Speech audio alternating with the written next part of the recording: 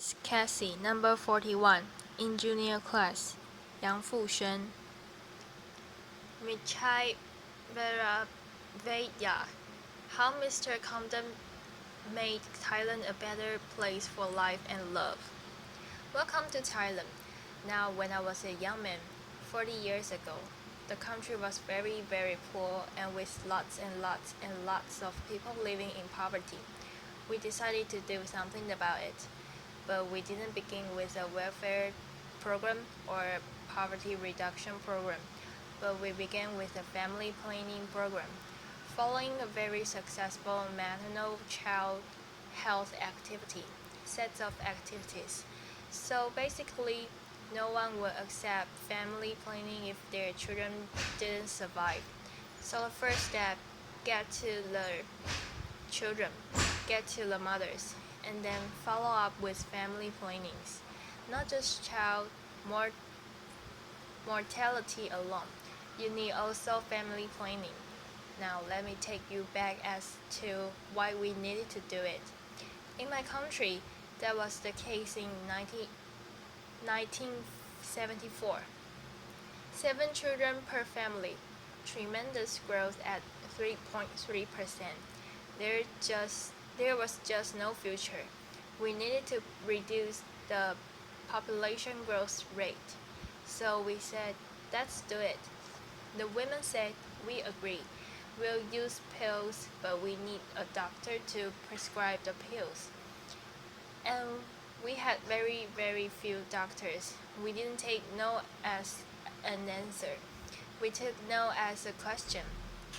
We went to the nurses and the midwives, who were also women, and did a fantastic job at explaining how to use the pill. That was wonderful, but it covered only 20% of the country. What do we do for the other 80%? Leave them alone and say, well, they're not medical personnel. No, we decided to do a bit more. So we went to the ordinary people that you saw actually below that yellow sign. I wish they hadn't wiped that, because there was Coca-Cola there. We were so much bigger than Coca-Cola in those days, and no difference. The people they chose were the people we chose. They were well known in the community. They knew that customers were always right, and they were terrific, and they practiced their family planning themselves, so they could supply pills and condoms throughout the country, in every village of the country. So there we are. We went to the people who were seen as the cause of the problem to be the solution. Wherever there were people, and you can see boats with the women selling things. Here is the floating market selling bananas and crabs, and also contraceptives. Wherever you find people, you will find contraceptives in Thailand. And then we decided, why not get to religion, because in the Philippines, the Catholic Church was pretty strong, and Thai people are Buddhist. We went to them and they said, look, could you help us? I'm there, the one in blue, not the yellow, holding a ball of holy water for the monk to sprinkle holy water on pills and condoms for the sanctity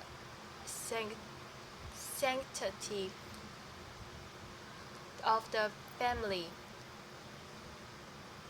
And this picture was sent throughout the country. So some of the monks in the villages were doing the same thing themselves. And the women were saying, no wonder we have no side effects.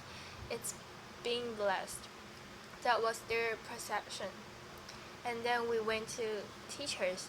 You need everybody to be involved in trying to provide whatever it is that make humanity a better place.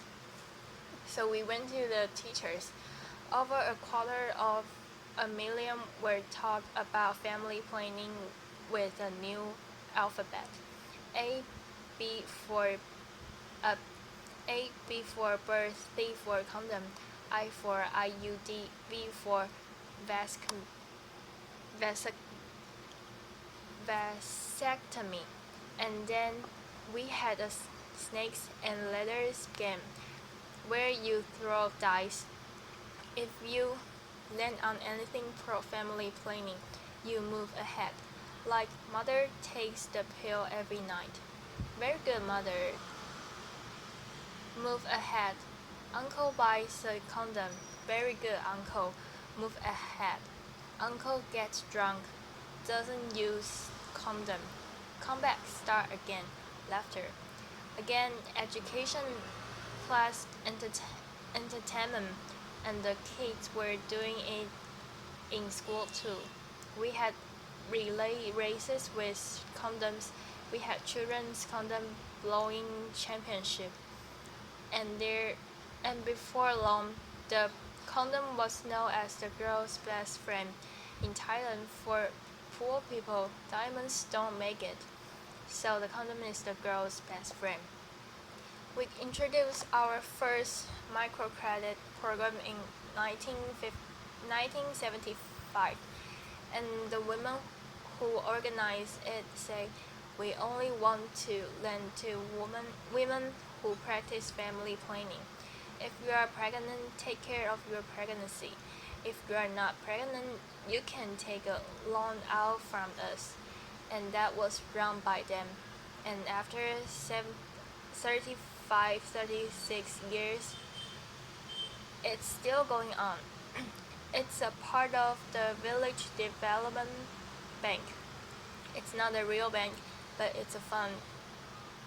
Microcredit, and we didn't need a big organization to run it. It was run by the villagers themselves. And you probably hardly see a Thai man there. It's always women, women, women, women.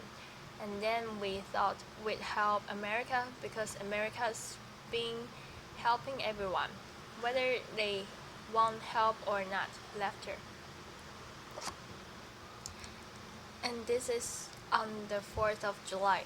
We decided to provide vasectomy to old men, but in particular American men, to the front of the queue, right up the ambassador's residence during his unclear, and the hotel gave us the ballroom for it. Very appropriate room. Laughter. And since it was near lunchtime, they said, "Alright, we'll give you some lunch." Of course, it must be American cola. You get 2 brands, Coke and Pepsi. And then the food is either hamburger or hot dog, and I thought a hot dog will be more symbolic. Laughter. And here is this damn young man called Willie Ball, who worked for the USAID. Obviously, he's had his vasectomy because his hot dog is half eaten, and he was very happy. It made a lot of news in America, and it angered some people also. I said, "Don't worry, come over and I'll do the whole lot of you." Laughter. And what happened?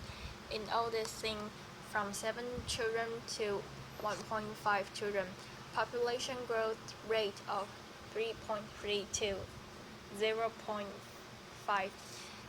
You could call it a Coca-Cola approach if you like. It was exactly the same thing. I'm not sure whether Coca-Cola follow us or we follow Coca-Cola, but we are good friends, and so that's the case of everyone joining. We didn't have a strong government, we didn't have that of doctors, but it's everyone's job who can change attitude and behavior. Then AIDS came along and hit Thailand. and we had to stop doing a lot of good things to fight AIDS. But unfortunately, the government was in denial. So our work wasn't affected. So I thought, well, if you can go to the government, go to the military.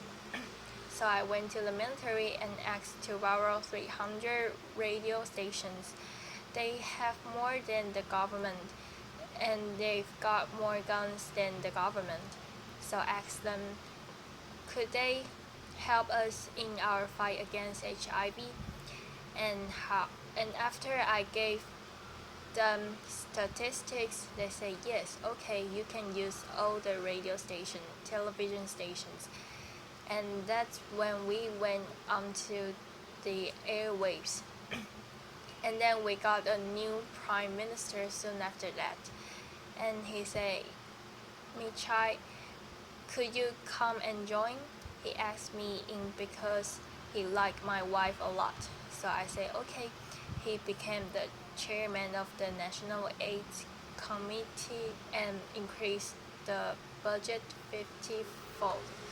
Every ministry, even judges, had to be involved in AIDS education. Everyone. And we said the public institutions, religious institutions, schools, everyone was involved.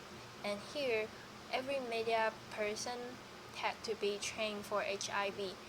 And we gave every station have a minute extra for advertising to earn more money.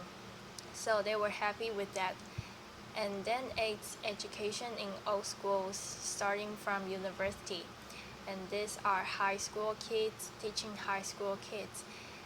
And the best teacher were the girls, not the boys. And they were terrific. And those girls who go around teaching about safe sex and HIV were known as Mother Teresa. And then we went down one more step. These are primary school kids, 3rd, 4th grade, going to every household in the village, every household in the whole of Thailand, giving AIDS information and a condom to every household, given by these young kids, and no parents object. No parents object because we were trying to save lives, and this was a lifesaver. And we said everyone needs to be involved. So you have the companies also realizing that sick staff don't work, and that customers don't buy. So they all train, and then we have this Captain Condom with his Harvard MBA going to schools and night spots, and they loved him. You need a symbol of something. In every country, every program, you need a symbol, and this is probably the best thing he's ever done with his MBA. Laughter. And then we gave condoms out everywhere on the streets, everywhere. In Texas, you get condoms, and also in traffic, the policemen give you condoms. Our cops and robbers programs. Laughter. So, can you imagine New York policemen giving out condoms? Of course I can. And they enjoy it immensely. I see them standing around right now, everywhere. Imagine if they had condoms given out to all sorts of people. And then new change, we had hairbands, clothing, and the condom for your mobile phone during the rainy season. Laughter. And these were the condoms that we introduced. One says weapon of mass protection. We found, somebody here was searching for the weapon of mass destruction. But we have found the weapon of mass protection, the condom. And then it says here, with the American flag, don't leave home without it. But I have some to give out afterward. But let me warn you, these are Thai size, so be very careful. Laughter. And so you can see that condoms can do so many things. Look at this. I gave this to Al Gore and to Bill Sr. also. Stop global warming. Use condoms. And then this is the picture I mentioned to you. The weapon of mass protection. And that the next Olympics saves some lives. Why just run around? Laughter. And then finally in Thailand we are Buddhist. We don't have a God, so instead we say in Robert we trust. Laughter. So you can see that we added everything to our inventor to make life better for the people. We had condoms in all the refrigerators in the hotels and the schools because alcohol impairs judgment. And then what happened? After all this time, everybody joined in. According to the UN, new cases of HIV declined by 90%, and according to the World Bank, 7.7 million lives were saved. Otherwise, there wouldn't be many Thais working around today. So it just showed you could do something about it. 90% of the funding came from Thailand. There was political commitment, some financial commitment, and everybody joined the fight. So just don't leave it to the specialists and doctors and nurses. We all need to help. And then we decided to help people out of poverty. Now that we got AIDS somewhat out of their way, this time not with government alone, but in cooperation with the business community. Because poor people are business people who lack business skill and access to credit. Those are the things to be provided by the business community. We're trying to turn them into barefoot entrepreneurs, like business people. The only way out of poverty is through business enterprise. So that was done. The money goes from the company into the village via tree planting. It's not a free gift. They plant the trees and the money goes into their microcredit fund, which we call the Village Development Bank. Everybody joins in, and they feel they own the bank because they have brought the money in. And therefore you can borrow the money. You need to be trained. And we believe if you want to help the poor, those who are living in poverty, access to credit must be a human right. Access to credit must be a human right. Otherwise, they'll never get out of poverty. And then before getting a loan, you must be trained. Here's what we call a barefoot MBA. Teaching people how to do business so that when they borrow money, they'll succeed with the business. There are some of the business: mushrooms, crabs, vegetables, trees, fruits, and this is very interesting. Nike ice cream and Nike biscuits. This is a village sponsored by Nike. They said they should stop making shoes and clothes. Make this better because we can afford them. And then we have silk, Thai silk. Now we're making Scottish tartans, as you can see on the left, to sell to all people of Scottish ancestors. So anyone sitting in and watching TV, get in touch with me. And then this is our answer to Starbucks in Thailand. Coffee and condoms. See? Starbucks you awake. We keep you awake and alive. That's the difference. Can you imagine at every Starbucks that you can also get condoms? You can order your condoms with your cappuccino. And then now, Finally, in education, we want to change the school as being underutilized into a place where it's a lifelong learning center for everyone. We call this our school-based integrate rural development, and it's a center, a focal point for economic and social development. Redo the school, make it serve the community needs. And here is a bamboo building. All of them are bamboo. This is a geodesic dome made of bamboo, and I'm sure Buckminster Fuller would be very, very proud to see a bamboo geodesic dome. And we use vegetables around the school ground, so they raise their own vegetables. And then finally, I firmly believe if we want the MDGs to work, the Millennium Development Goals, we need to add family planning to it. Of course, child mortality first and then family planning. Everyone needs family planning service. It's underutilized, so we have now found the weapon of mass protection.